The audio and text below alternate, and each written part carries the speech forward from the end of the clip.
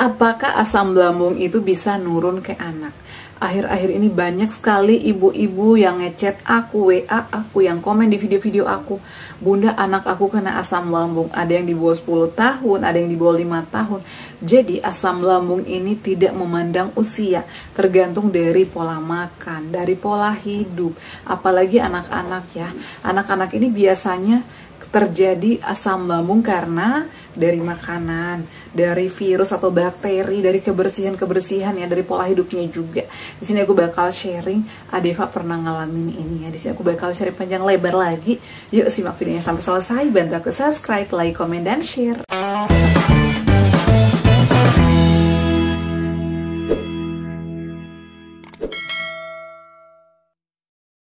Assalamualaikum warahmatullahi wabarakatuh. Hai semuanya, kembali lagi di channel aku, Adeva dan Bunda. Apa kabar ya teman-teman? Semoga sehat selalu ya. Senang banget di video kali ini aku kembali menyapa kalian, akan membahas beberapa pertanyaan kalian dan juga sharing berdasarkan pengalaman aku ya. Aku juga mantan pejuang asam lambung, pernah ada di posisi kalian. Aku berjuang 3 tahun ya. Dan diagnosanya itu adalah gastritis, terjadi peradangan di dinding lambung aku, dan pada saat itu aku udah endoskopi dan juga USG. Alhamdulillah perlahan-lahan membaik dan saat ini udah bisa aktivitas lagi seperti sedia kala. Aku selalu berdoa semoga kalian yang saat ini masih berjuang, yang masih pemulihan, yang masih sering kambuh cepat pulih seperti sedia kala dan bisa aktivitas lagi. Jadi kunci kesembuhan kita adalah disiplin. Disiplin dari pola makannya, dari pola pikirnya, dan juga pola hidup sehatnya. Terapkan olahraganya. Meskipun kita udah sembuh, itu bisa kambuh kapan aja. Apalagi gastritis. Gastritis ini teman-teman 1001 sensasi. Dan asam lambung ini tidak hanya terjadi pada orang dewasa, tapi anak-anak juga terjadi. Ini banyak sekali yang nanyain, "Bunda, gimana mengetahui dan gimana cara mengatasi asam lambung terjadi pada anak?" Adeva pernah ya, beberapa tahun kemarin ya, pada saat dia berusia sekitar 4 tahun, dia itu kan sering ikut ngaji ya, ikut ngaji teman-temannya, dan itu sering jajan, dan itu tanpa sepengetahuan aku. Karena namanya aku kerja ya, dia biasanya ikut-ikutan jajan, dan pernah pada saat itu konsumsi mie. Dia tuh beli mie Sakura ya, ini aku tidak menyalahkan mie-nya, mungkin anak aku yang kurang bersih, anak aku mungkin makan mie-nya sebelum makan nasi, atau mungkin dia menahan lapar dari pagi, sore baru makan mie, aku nggak tahu pada saat itu. Tapi awal mulanya dia kena lambung itu adalah gara-gara makan mie Sakura. Pulang kerja saya jemput ya di rumah yang jagain dia, udah ngeluh sakit perut, muntah-muntah, mual, dan sampai keringat dingin. Langsung saya bawa ke dokter. Ini kenapa anak saya, dok? Ternyata setelah dicek asam lambungnya lagi naik. Setelah saya selidikin, ternyata dia habis makan mie. Mie ini bukannya nggak boleh, tapi kalau misalnya anak-anak harus dipantau ya. Dari situ aku jadi parno, aku jadi takut, sampai aku berpikir apakah asam lambung ini menurun ke anak atau menurun ke keluarga. Ternyata enggak ya, aku nanya-nanya dokter, ternyata enggak nular dan juga enggak nurun ke keluarga ataupun ke anak.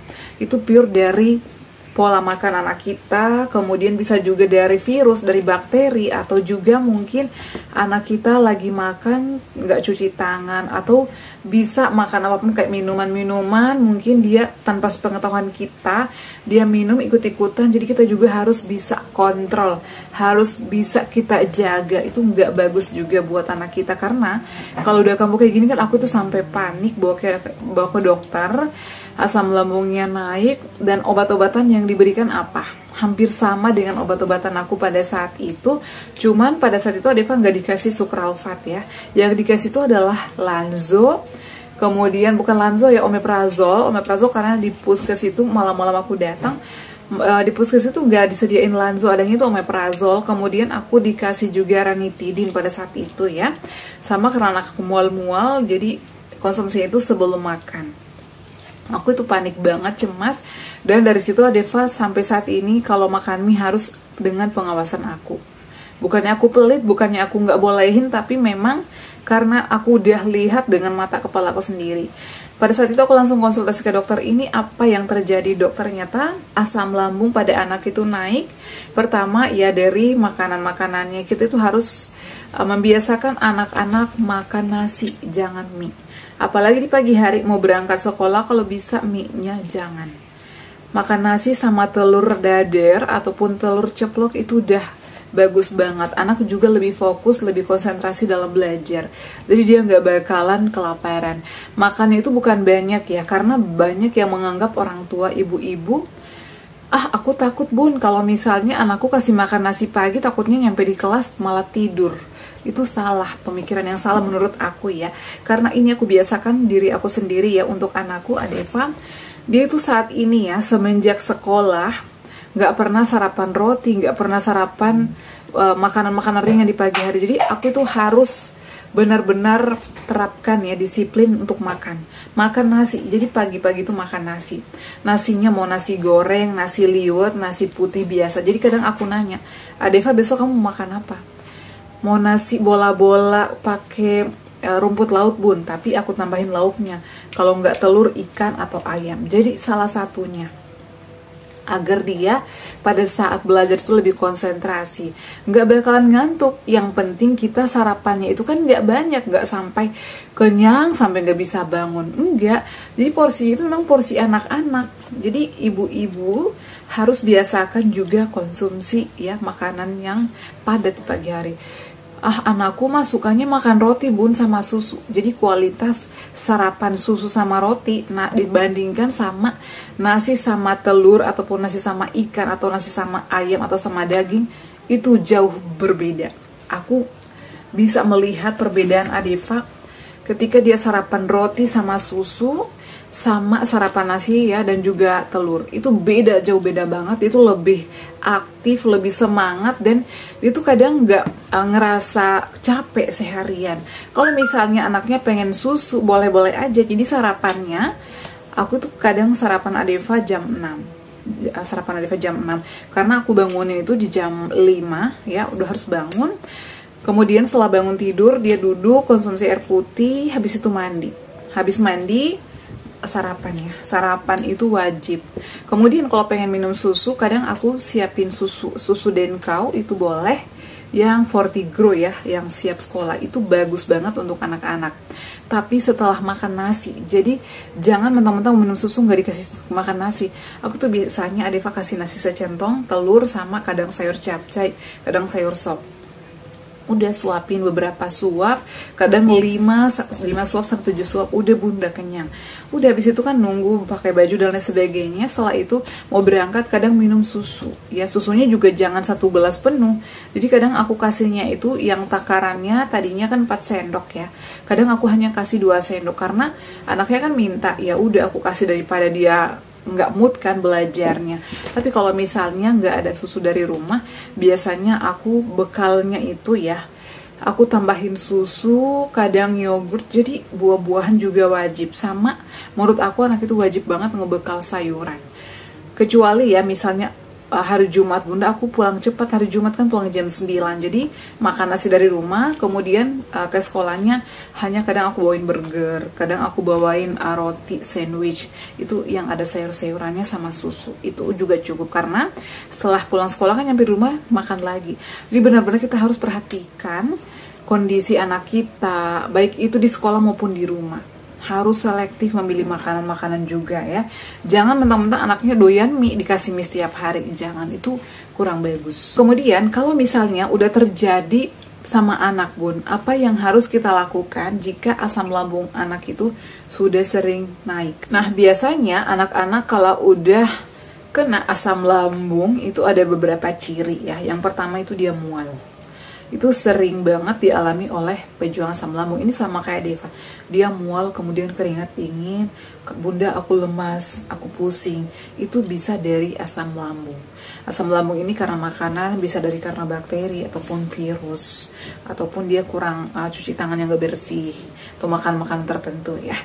Kemudian biasa juga dia ngalamin kayak batuk terus ya, batuk sampai muntah, itu bisa karena asam lambung. Karena kan asam lambung itu bisa membuat kita batuk ya.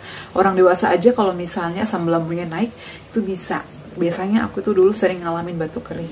Kemudian dadanya kadang nggak nyaman. Itu biasanya dia ngalamin sensasinya kayak panas ataupun kayak mengganggu banget nih.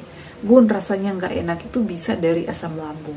Kemudian anaknya juga biasanya makan itu lama banget dikunyah, sama itu susah banget Bun ditelan. Aku itu kadang bilang ke Adeva, yaudah aku bawa kamu ke dokter ya, kenapa sih susah banget nelan? Biasanya tuh diemut aja makanannya, itu harus diwaspadai juga ya.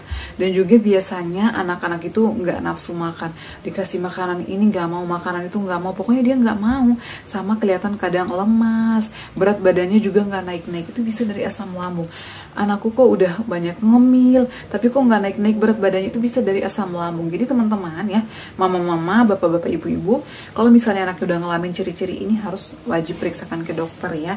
Sama yang penting pola makannya ya, istirahatnya juga harus cukup, jangan kecapean, pulang sekolah langsung main, pulang sampai malam. Itu nggak benar ya, karena kasihan juga sama kesehatannya. Kemudian hal apa yang harus kita hindari ketika anak-anak udah terserang asam lambung? Yang pertama itu adalah perhatikan makannya. Ibunya ya atau orang tuanya wajib mengatur jadwal. Aku tuh saat ini buat jadwal Adeva, jadwal makan, jadwal belajar, jadwal main, jadwal tidur, semuanya aku jadwalin. Jadi anak-anak itu kalau udah dibuatin jadwal di rumah, dia bakalan lebih disiplin, dia bakalan lebih nurut. Karena kalau yang kena asam lambung itu biasanya anak kecil ya, anak-anak itu emosinya nggak stabil, suka marah, karena apapun yang dia makan kadang itu nggak bisa masuk, perutnya kadang suka nggak enak. Adeva itu kalau misalnya lagi, biasanya pagi-pagi sering, aduh bunda nggak enak perutku, tolong baca-bacain. Jadi aku itu kadang cuman ngomong sedikit aja, dia tuh udah emosi, karena mungkin dia menahan rasa sakit ya, aku baca-bacain lagi. Dan kita tuh butuh ekstra kesabaran juga. Nah, kemudian juga pastikan makanannya tentunya harus bersih, ya sering cuci tangan. Kemudian anak-anak kalau bisa hindari dulu lah makan mie yang berlebihan ya. Kalau mau makan mie juga harus dikontrol sama orang tua. Kemudian jangan biarkan anak-anak konsumsi yang berwarna, yang bersoda, apalagi kayak Fanta ya, Coca-Cola ya. Anak-anak itu kalau bisa jangan dulu. Itu belum pantas loh dikonsumsi anak-anak, kayak minuman bersoda. Kemudian jangan biarkan anak-anak mainnya terlalu berlarut-larut, apalagi tidurnya ya, tidur malamnya jam 10 ke atas, itu nggak baik loh. Apalagi kalau anak-anak yang masih usia di bawah 10 tahun, itu kurang bagus. Jadi harus jaga kesehatan anak-anak juga ya. Jadi buat mama-mama yang saat ini masih ngerasain anaknya sering kambuh asam lambungnya, saran aku perhatikan dari pola makannya, jaga kebersihannya, minumannya juga diperhatikan. Kalau bisa air putih aja ya, kalau nggak air putih susu, itu aja sih. Kemarin juga ada yang nanya, bunda boleh nggak sih anak kecil konsumsi larutan? Boleh ya, larutan cap kaki 3 boleh, tapi kalau mau larutan yang kaleng untuk anak-anak itu di takar aja pakai sendok ya. Biasanya kalau anak 3 tahun ke atas itu 1 sendok atau sampai 2 sendok makan, dibaca ada aturannya sih ya mama-mama. Kemudian untuk anak-anak yang kena asam lambung, selain pola makannya, istirahatnya juga yang cukup. Kemudian perbanyak konsumsi buah-buahan, sayuran ataupun jus ya. Dan hindari minuman-minuman kayak kopi ya. Biasanya anak-anak kan suka beli ya, makan minuman-minuman yang rasa kopi, kalau bisa jangan dulu. Mendingan kalau mau minum yang berwarna, bikinin jus aja. Jus alpukat itu bagus ya. Alpukat, kemudian jus jambu itu bagus loh buat anak-anak. Kemudian jus melon, kesukaan anak-anak itu semuanya.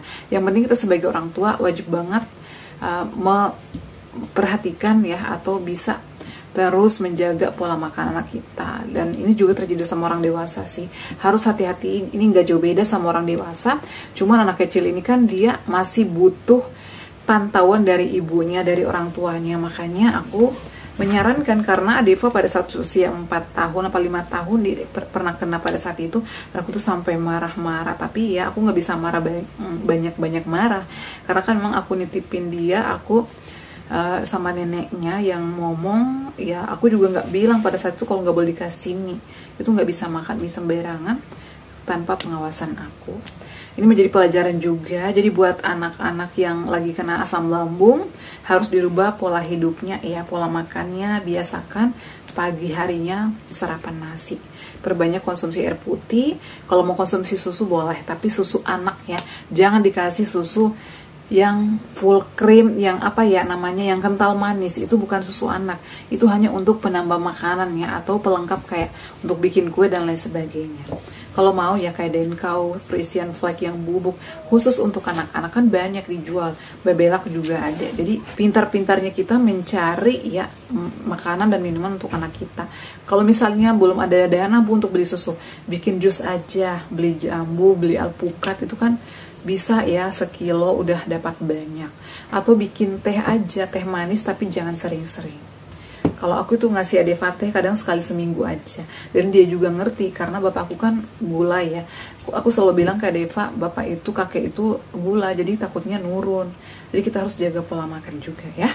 Kayak gitu sih mama-mama yang udah bertanya terkait asam lambung terjadi pada anak-anak, harus jaga kesehatan ya.